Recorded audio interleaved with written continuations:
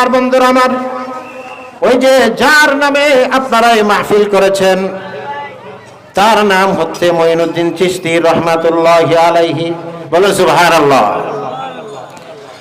হযরত মঈনুদ্দিন চিশতি রহমাতুল্লাহি আলাইহি একজন এতিম ছিলেন। তার বাবা ইন্তেকাল করেছিলেন। ইন্তেকাল করার পর তার মা মাদ্রাসার মধ্যে তিনাকে ভর্তি করার জন্য নিয়ে যায়। 5-7 বছর বয়স। কয় বছর বয়স? 5-7 বছর বয়স। হুজুর, এই যে আপনার মাদ্রাসায় ভর্তি করার জন্য আনলাম। কি ব্যাপার, মাদ্রাসায় কেন ভর্তি করবেন? হুজুর, আমার সন্তানটিকে আমি সর্বশ্রেষ্ঠ সন্তান বানাইতে চাই। বলেন সুবহানাল্লাহ। আল্লাহ নবী, বিশ্ব নবী মুহাম্মদুর রাসূলুল্লাহ সাল্লাল্লাহু আলাইহি ওয়াসাল্লাম বলেন, খায়রুকুম মান তাআল্লামাল কুরআনা ওয়া আল্লামা। তোমাদের মধ্যে সর্বশ্রেষ্ঠ ওই ব্যক্তি যিনি কোরআন মাজিদ শিক্ষা করে এবং শিক্ষা দেয়। বলেন সুবহানাল্লাহ। অতএব আমার সন্তানটাকে আমি সর্বশ্রেষ্ঠ বানাইতে চাই। হুজুর, মঈনুদ্দিন চিশতির মা বলে, হুজুর শুধু তাই নয়, শুনেছি ময়দানে মাহশারের দিনে হাজার হাজার কোটি মানুষের সামনে ওই সন্তানকে নূরের মুকুট পরানো হবে হাফিজুল কোরআন হইতে পারলে। আমি দেখতে চাই হাজার হাজার কোটি মানুষের সামনে যেন আমার সন্তান নূরের মুকুট পরতে পারে। বলুন সুবহানাল্লাহ। শুধু তাই নয়, আল্লাহ নবী বিশ্ব নবী মুহাম্মদুর রাসূলুল্লাহ সাল্লাল্লাহু আলাইহি ওয়াসাল্লাম বলেন, কোনো মতে যদি হাফিজুল কোরআন হইতে পারে, শুধু হাফিজুল কোরআনকে নূরের মুকুট পরানো হবে। শুধু তাই নয়, হাফিজুল কোরআনের মা বাবাকেও নূরের মুকুট পরানো হবে। বলুন সুবহানাল্লাহ। শুধু তাই নয়, মঈনুদ্দিন চিশতির মা বলে, হুজুর শুধু তাই নয়, হিসাব নিকাশ করে দেখেছি পরকালের আযাব থেকে মুক্তি পাওয়া কোনো প্রকারেই সম্ভব নয়। শুনেছি নবীজি বলেছেন হাফিজুল কোরআন নিজেও জান্নাতে যাবে, আরো এমন 10 জন মানুষকে জান্নাতে নিয়ে যাবে শাফাআত করে, যে 10 জনের জন্য জাহান্নাম সাব্যস্ত হয়ে গেছে, এরকম 10 জনকে শাফাআত করে জান্নাতে নিয়ে যাবে। সুবহানাল্লাহ। হযরত মঈনুদ্দিন চিশতি রাহমাতুল্লাহি আলাইহির মা বলে, হুজুর যে ঘরের মধ্যে থাকি হয়তো সেই ঘরটা তেমন কোনো উন্নত নয়, উন্নত মানের ঘর নয়, কিন্তু বিশ্বনবী মুহাম্মদুর রাসূলুল্লাহ সাল্লাল্লাহু আলাইহি সাল্লাম বলেছেন হাফিজুল কোরআনকে কিয়ামতের ময়দানে বলা হবে, ইকরা ওয়ারতাকি ওয়ারাতিল কামা কুনতা তুরাতিলু ফিদ দুনিয়া ফাইন্না মানজিলাকা ইনদা আখিরি আয়াতিন তাকরাউহা। হুজুর,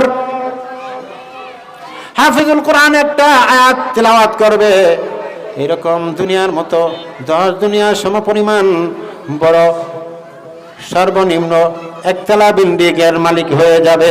বলুন সুবহানাল্লাহ। শুধু তাই নয়, আরো একটা আয়াত তেলাওয়াত করবে, আরো একতলা হয়ে যাবে, আরো উপরে উঠে যাবে। তার মানে হলো হাফিজুল কোরআনের বাড়িটা থাকবে 6666 তলা বিশিষ্ট। বলুন সুবহানাল্লাহ। তাহলে বলে আলে মাদ্রাসায় ভর্তি করে চলে গেল। হুজুর বলে, মঈনুদ্দিন চিশতি রহমাতুল্লাহি আলাইহিকে বলে, আয় মঈনুদ্দিন চিশতি বলো আলিফ, বলো আলিফ। কিন্তু মঈনুদ্দিন চিশতি রহমাতুল্লাহি আলাইহি বলেন বা। কি বলে? বা।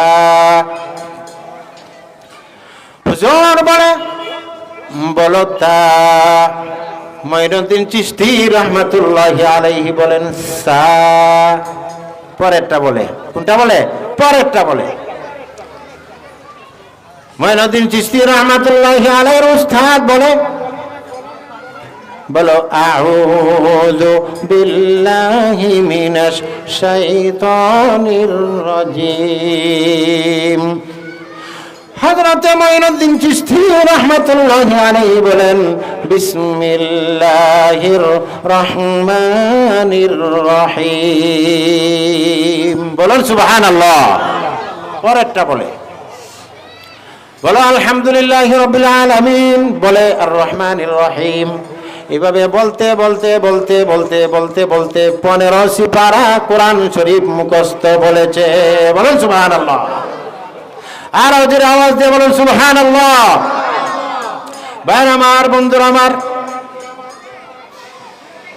মঈনুদ্দিন চিশতি রহমাতুল্লাহি আলাইহির উস্তাদ মঈনুদ্দিন চিশতির মার কাছে সংবাদ পাঠাইলো। মঈনুদ্দিন চিশতির মাকে বলো, এই যে এই নুরানি মক্তবে কেন এই ছেলেটাকে ভর্তি করলো? এই ছেলেটা তো হেফজখানার উপযুক্ত। কোন জায়গার উপযুক্ত? হেফজখানার উপযুক্ত। আর মঈনুদ্দিন চিশতির মা মজাক করার কি আর জায়গা পায় না? হ্যাঁ, তারা মক্তবে ভর্তি করলো কেন?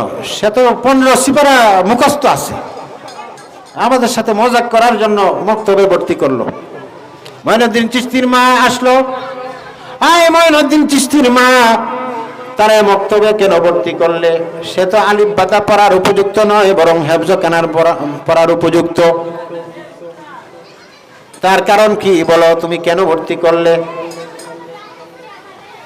তখন মঈনুদ্দিন চিশতির মা বলে, হুজুর, তার যে 15 সিপারা কোরআন শরীফ মুখস্থ আছে তা আমার জানা নাই, তবে একটা কথা জানি, তাকে পেটে নিয়ে আমি 15 সিপারা কোরআন শরীফ মুখস্থ করেছিলাম। বলো সুবহানাল্লাহ, লিল্লাহি তাকবীর।